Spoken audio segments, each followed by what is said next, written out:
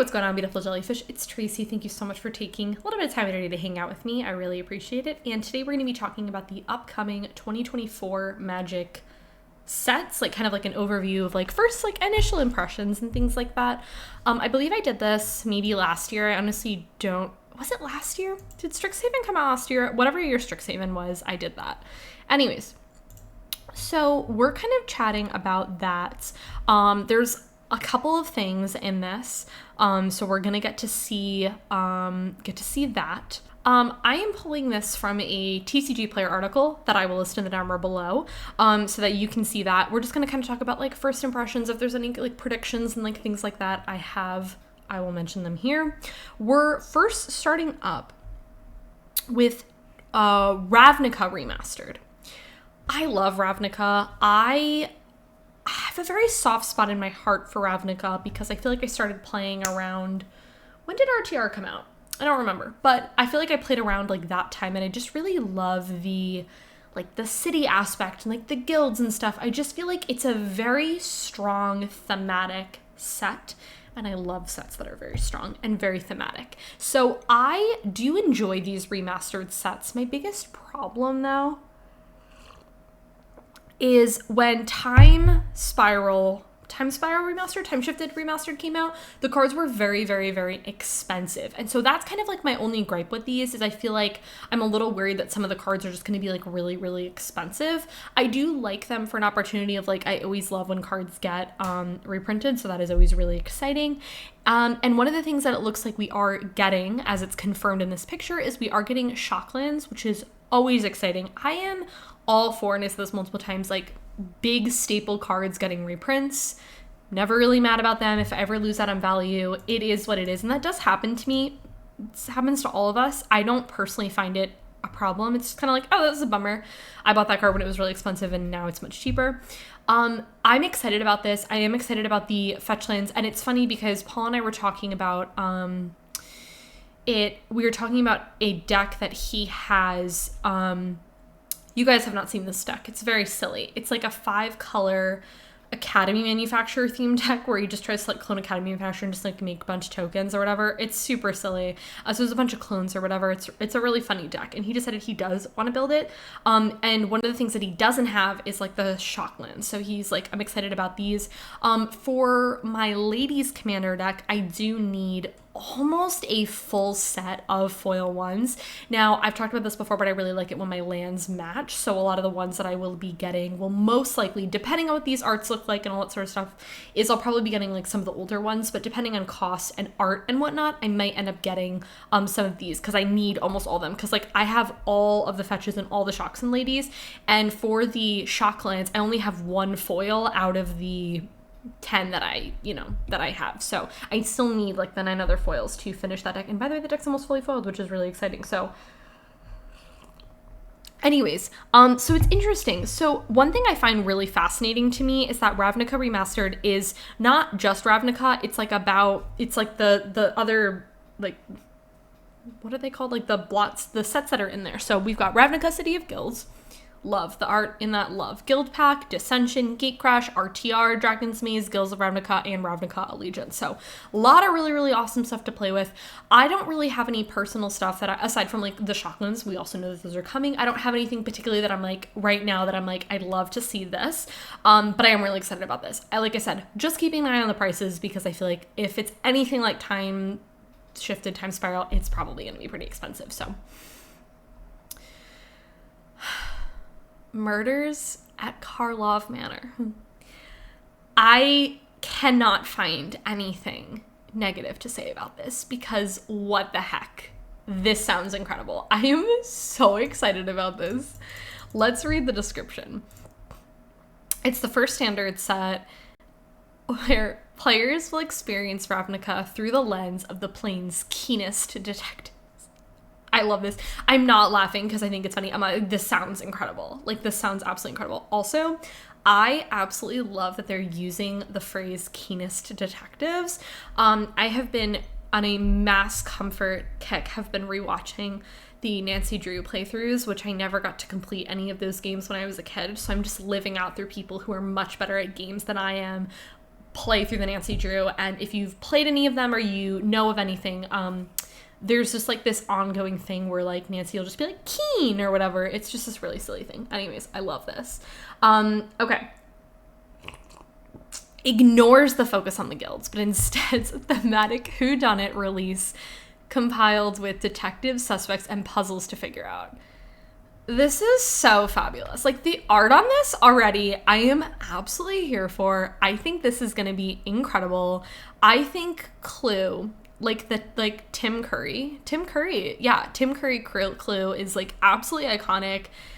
I'm excited for this. I just think that this is going to be what a fun thing. And I feel like Magic has really been doing a lot of like, what's like kind of the word I'm looking for? Like, they've been collaborating with like a lot of different things, and some of them are hits and some of them are misses. This for me is like definitely a hit. Like, this sounds absolutely incredible.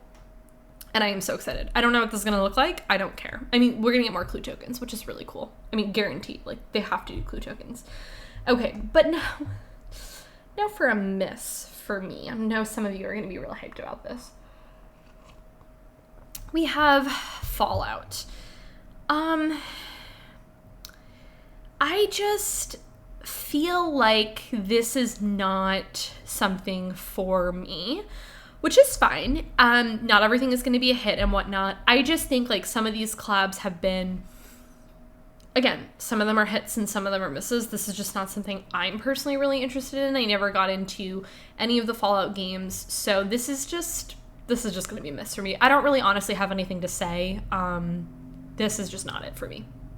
If you're excited for it, though, I'm happy for you. This is just not. Outlaws of Thunder Junction, a Western thing. This is gonna be so cool.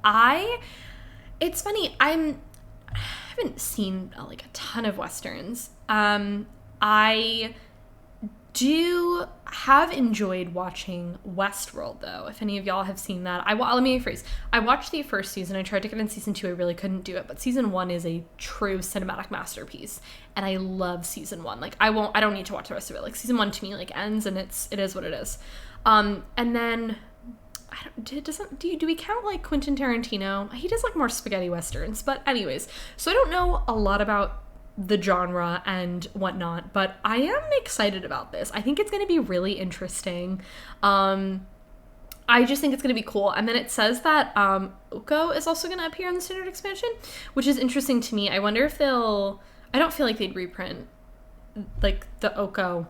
I don't think that they'd reprint him. They'd probably do something different is what I would assume. But anyways, I think this is going to be really cool. I'm very interested in what this is going to look like. I'm also excited because I feel like we're going to be getting a lot of like humans in this. And I think I don't know why this is giving me like, I feel like there's going to be quite a lot of like multicolor in this. Maybe I'm just like manifesting that because I love multicolor stuff. And I'm just hoping that we get like multicolor, like fun multicolor humans and multicolor things. So I think it's going to be cool. Okay. Modern Horizons 3. Yes, yes, yes, yes, yes. Okay. So,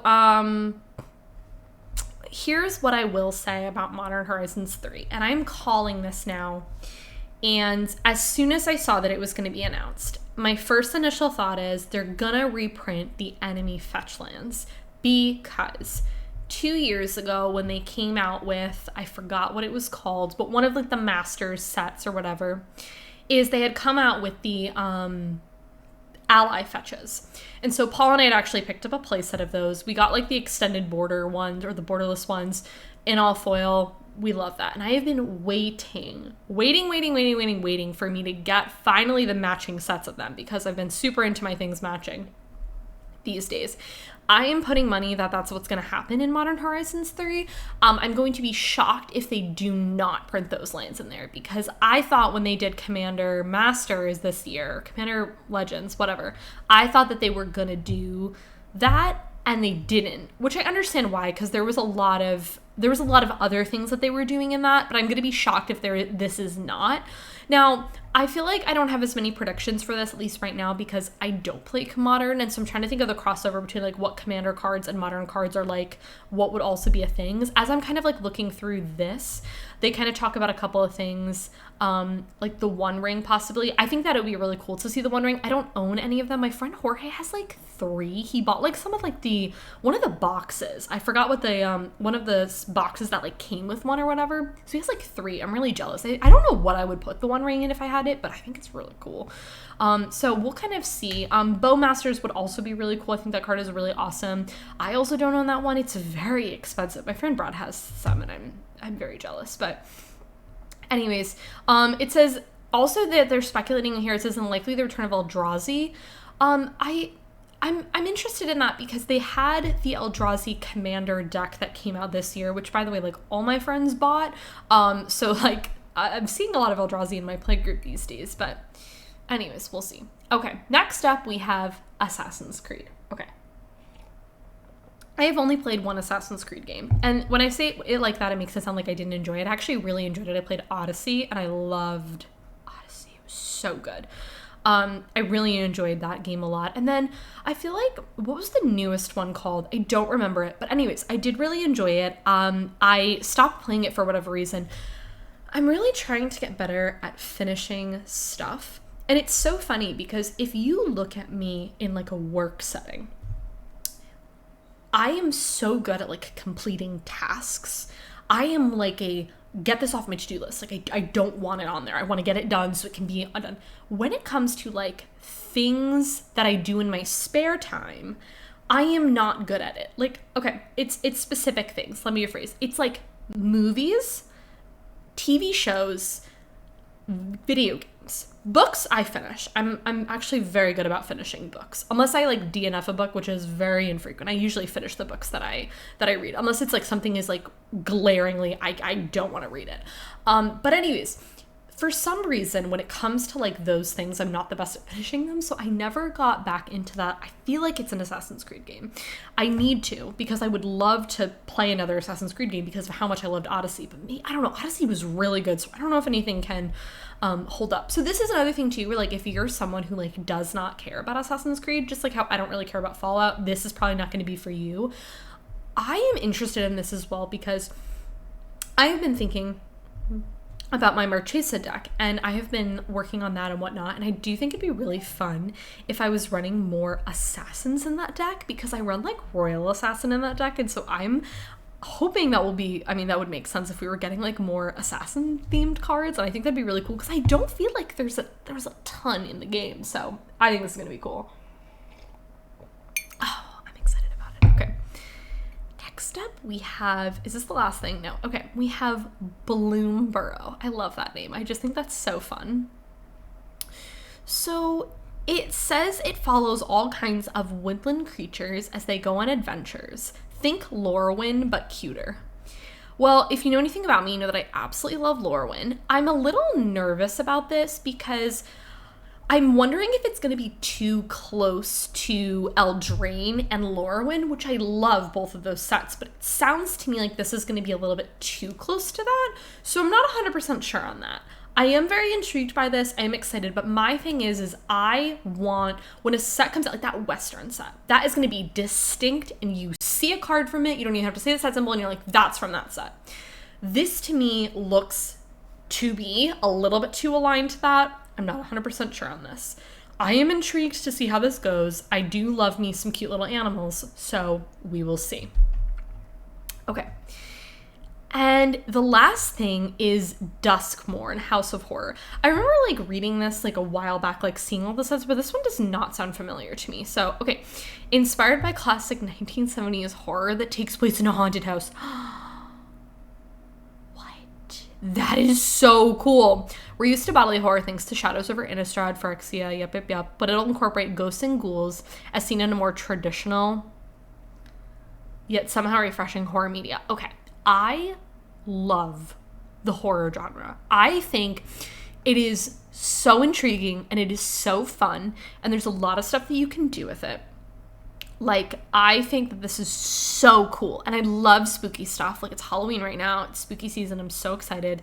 This sounds so rad. I'm so intrigued by what this is going to do because, again, I don't want this to look like Innistrad because Innistrad has a very specific type of that, but like the ghosts, the ghouls, you know, different vibe. I don't want it to look necessarily like that, so I'm hoping this is like very distinct, very similar to how I feel about Bloomburrow, but this sounds so incredibly rad. I forgot about this. Like I said, when I was looking through this, I didn't remember this. Or a lot of these I like vaguely remember. This I don't remember reading about. So anyways, this is gonna be so cool. I'm so excited. I don't know if I can say what I'm most excited about. I like that we're getting a lot of like new things. Then we have our big reprint sets. Like we've got Modern Horizons. Then we also have that the Ravnica remastered. But God, I mean, I'm overall, I think I'm really excited about like this. The only thing I really don't care for very much, it looks like, it's like the Fallout thing. That's just also like a me thing as well. And then but everything else I think is going to be really cool. So I'm really excited, but I'd really like to know what sets you guys are looking forward to in this. There's a lot of really, really awesome stuff in there. So I'd love to know what you guys think. If you enjoyed this video, go ahead and give it a thumbs up, subscribe to the channel if you're not already, and I'll catch you on my next one.